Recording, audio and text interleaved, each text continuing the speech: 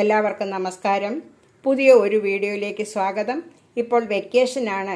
നമ്മളുടെ മക്കളും കൊച്ചുമക്കളുമൊക്കെ വിദേശത്തു നിന്നും നാട്ടിൻ്റെ നാനാഭാഗങ്ങളിൽ നിന്നും അമ്മയുടെയും അച്ഛൻ്റെയും അടുത്തൊക്കെ വരാറുണ്ട്. അപ്പം ആ മക്കൾക്കും പേരക്കുട്ടികൾക്കുമൊക്കെ തയ്യാറാക്കാൻ പറ്റിയ ഒരു വെറൈറ്റി ചക്കപ്പഴ ദോശയാണ് നമ്മളുടെ വീഡിയോ. 150 ഗ്രാം പച്ചരി 4 മണിക്കൂർ കുതിർത്ത് കഴുകി വെച്ചിരിക്കുന്നതാണിത്. അതിന് പാകത്തിനുള്ള ഉപ്പും എടുത്തു വെച്ചിട്ടുണ്ട്. ഇനി 150 ഗ്രാം ചക്കപ്പഴം, ഒരു 20 ഗ്രാം നാളികേരം.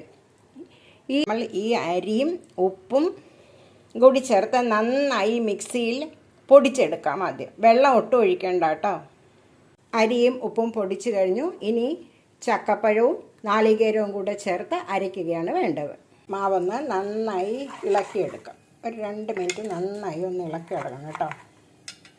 അരച്ച് ഒരു അരമണിക്കൂർ നമുക്ക് അടച്ചു വയ്ക്കാം. അരമണിക്കൂറായി കഴിഞ്ഞു. ഇനി നമുക്കൊന്ന് തുറന്നു നോക്കാം. അവ കല്ലിലേക്ക് ഒഴിച്ച് കഴിഞ്ഞു. ഇനി നമുക്കൊന്ന് പരത്തിയെടുക്കാം. ഒരുപാട് കനം കുറയ്ക്കണ്ട കേട്ടോ. ഈ ദോശ ഒരല്പം കട്ടിയിലിരിക്കുമ്പോഴാണ് അതിന് ടേസ്റ്റ് കൂടുക.